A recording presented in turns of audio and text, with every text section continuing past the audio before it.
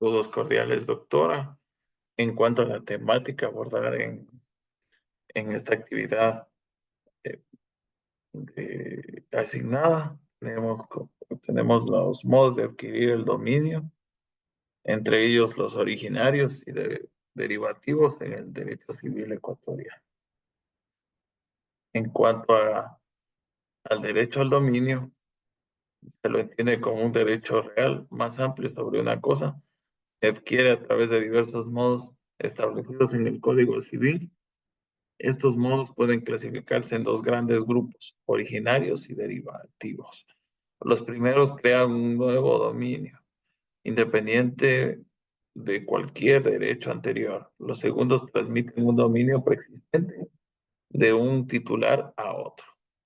En cuanto a los modos originarios de adquirir el dominio, tenemos que crear un nuevo dominio independiente de cualquier derecho anterior. Es decir, el nuevo propietario no cede a un anterior, sino que adquiere la propiedad directamente.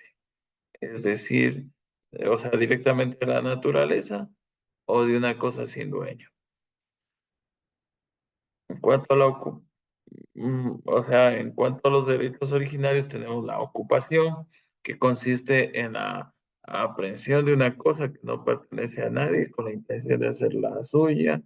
Por ejemplo, la captura de un animal salvaje o la ocupación de una isla desierta.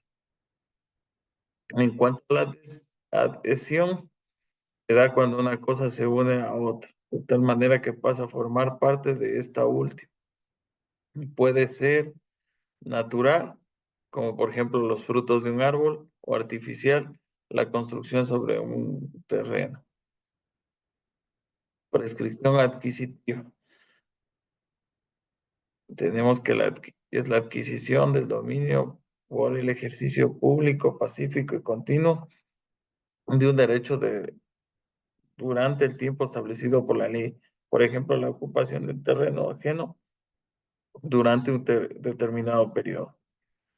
En cuanto a lo que tiene que ver a los modos derivativos de adquirir el dominio, tenemos que estos modos derivativos transmiten un dominio preexistente de un titular a otro. Es decir, el nuevo propietario sucede a uno anterior, adquiriendo el derecho que éste tenía sobre la cosa. Tradición es el modo más común y consiste en la entrega de una cosa de un dueño a otro.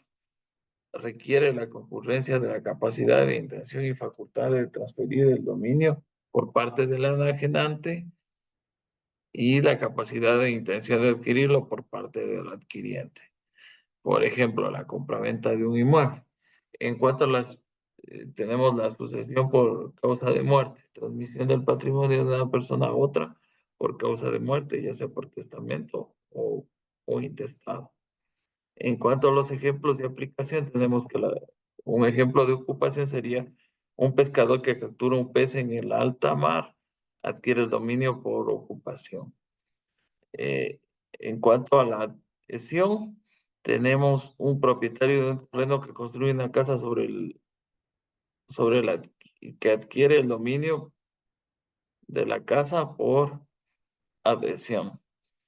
En cuanto a la tradición, la compra de un automóvil en una agencia automotriz es un ejemplo de adquisición del dominio por tradición. La sucesión por muerte, los herederos de una persona fallecida adquieren el dominio de sus bienes por sucesión.